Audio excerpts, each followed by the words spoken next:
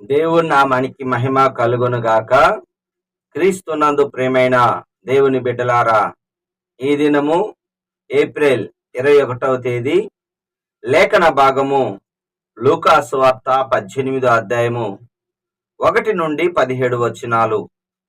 ఇందులో దేవుని యొక్క వాగ్దానము 8వ వచనము, ఆయన వారికి త్వరగా న్యాయము తీర్చును, అందుకు ఆయన దీర్ఘశాంతము చూపుచున్నాడు.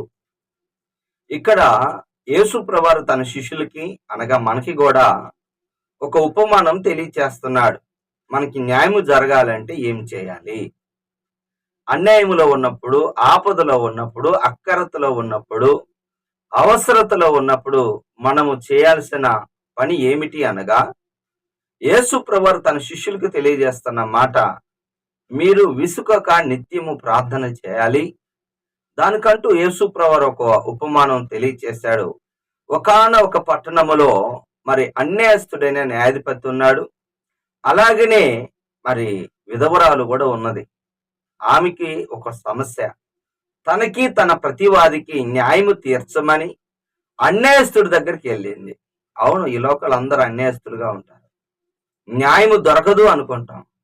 న్యాయము జరిగేటట్లుగా ప్రభు ఎలా చేస్తాడు అంటే, అన్యాయస్తుడు న్యాయము తీర్చాలంటే ఆమె చేసిన పని ఏమిటి అనగా, మాటికి తరచుగా వెళ్ళి అతనిని అడుగుతున్నప్పుడు అతడు, నేను న్యాయము తీరుస్తాను త్వరగా, ఈమె మాటికి వచ్చి నన్ను బతిలాడుకుంటున్నట్లుగా ఈమెకు న్యాయము తీర్చుదనని న్యాయము తీర్చాడు. హల్లెలూయా.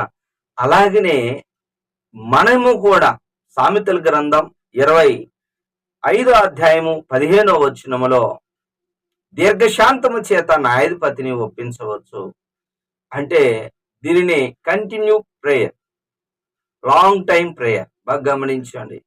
నేను ఏర్పరచుకున్న నా బిడ్డలు దివరాత్రులు నన్ను గూర్చి మొరపెట్టినప్పుడు నేను వారికి న్యాయము తీర్చనా అని ఈ లూకాసు వార్త 18వ అధ్యాయం 7వ వచనములో స్పష్టంగా తెలియచేస్తున్నాడు. మరి న్యాయము తీరుస్తానంటున్నాడు, కానీ మీ నిమిత్తమే మరి దీర్ఘశాంతం అంటే, మీరు మొరపెట్టడం లేదు కనుక నేను వెయిట్ చేస్తున్నాను. నువ్వు ఎప్పుడైతే మొరపెడతావో అప్పుడు దేవుడు న్యాయము తీర్చే వ్యక్తిగా ఉన్నాడు.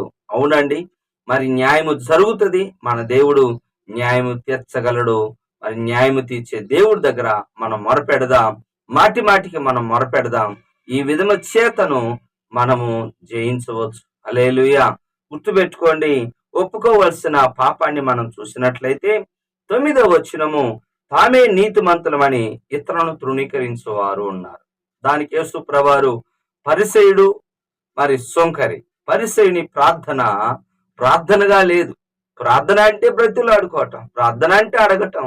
కానీ ఇతడు ప్రార్థన కాదు, కానీ తన యొక్క స్థితిని తెలియజేస్తున్నాడు మనసులోనే. కానీ ప్రభువుకు తెలుసు కాబట్టి, నేను దొంగని కాదు, వ్యభిచారిని కాదు, వారమునకు 2 దినాలు ఉపవాసం ఉంటాను, మరి దశమ భాగం ఇస్తాను అని చెప్పుకుంటూ తనలోనే తాను అనుకుంటూ, ఈ సుంకర వల్ల ఎప్పుడు కూడా తండ్రి మందిరంలో గాని, సహోదరి ఎక్కడైనా సరే పోల్చుకోవటం మంచిది కాదు. ఈ సుంకర వలనైనా కానీ సుంకర ఎలా ప్రార్థన చేశాడు? దేవా, నేను పాపిని, నన్ను కరుణించమని పలికెను. అతడేమో లోపల అనుకున్నాడు, ఈయన పలికాడు, ప్రార్థన ఆలకించాడు. దేవుడు నీతిమంతుడిగా తీర్చబడ్డాడు. హల్లెలూయా. అవునండి, మరి తన పొరుగు వాణ్ణి తృణీకరించువారు పరిశుద్ధ గ్రంథంలో ఏమని సెలవిస్తుందో తెలిసిన? సామెతల గ్రంథం 11వ అధ్యాయం 12వ వచనం, తన పొరుగు వాణ్ణి తృణీకరించువాడు బుద్ధిహీనుడు. పరిసయ్యుడు బుద్ధిహీనుడు, శంకరి జ్ఞానం కలిగిన వాడు. హల్లెలూయా. కాబట్టి నీ ప్రార్థన ఆలకించి నేను నీతిమంతుడిగా చేయటానికి మరి నీకున్నది నీ స్థితిగతులు తెలియచేయి పక్కవారి గురించి, కానీ నీ స్వనీతిని విడిచిపెట్టు. సుంకరి ప్రార్థన, పరిసయ్యుని ప్రార్థన మనం చూసాం. సుంకరి ప్రార్థన లాగా మనకు ఉండును గాక. చివరిగా ఆజ్ఞ చదువుకుందాం. 14వ వచనం, ఎప్పటికీ మనకు మనమే తగ్గించుకోవాలి. తగ్గించుకున్నవాడు హెచ్చించబడాలి అంటే తగ్గించుకోవాలి.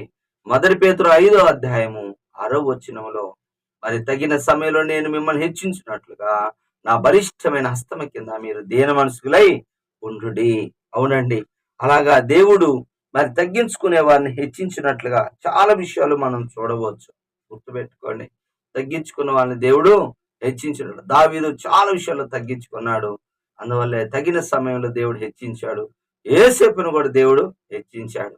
అయితే నువ్వు తగ్గింపు మరి హాగరు కూడా మరి శారాయికి అణిగిమణిగి ఉన్నది కనుకనే ఆమెను కూడా దేవుడు మరి దీవించాడు.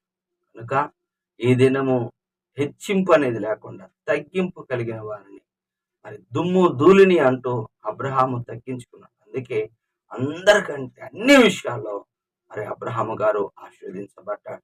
కావున తగ్గించుకుందాం. మరి దేవుడు మనల్ని హెచ్చింపజేస్తాడు. దేవుడి మాటలు దీవించును గాక. ప్రార్థన చేసుకుందాం. ప్రేమ కలిగిన తండ్రి యేసయ్యా, నీకు వందనాలు, స్తుతులు, స్తోత్రాలు. ఈ దినం నీ కృపలో నీ దయలో మాకు ఇచ్చిన గొప్ప సందేశాన్ని బట్టి నీ కృతజ్ఞతాస్తుతులు మాకు న్యాయం తీర్చే దేవుడుగాను అయ్యా, మేము నాయన ఇతరులను పోల్చుకోక తండ్రి మమ్మల్ని మేము తగ్గించుకొని జీవించే కృప మాకు దయచేయమని, అల్టి జీవితం మా అందరికి అనుగ్రహించమని యేసు నామములో ప్రార్థిస్తున్నాను తండ్రి. ఆమె తండ్రి యొక్క ప్రేమ, కుమారుని యొక్క కృప, పరిశుద్ధాత్మ దీవెన సదాకాలం మనకు తోడుగా ఉండును కాక. ఆమె. హల్లెలూయా.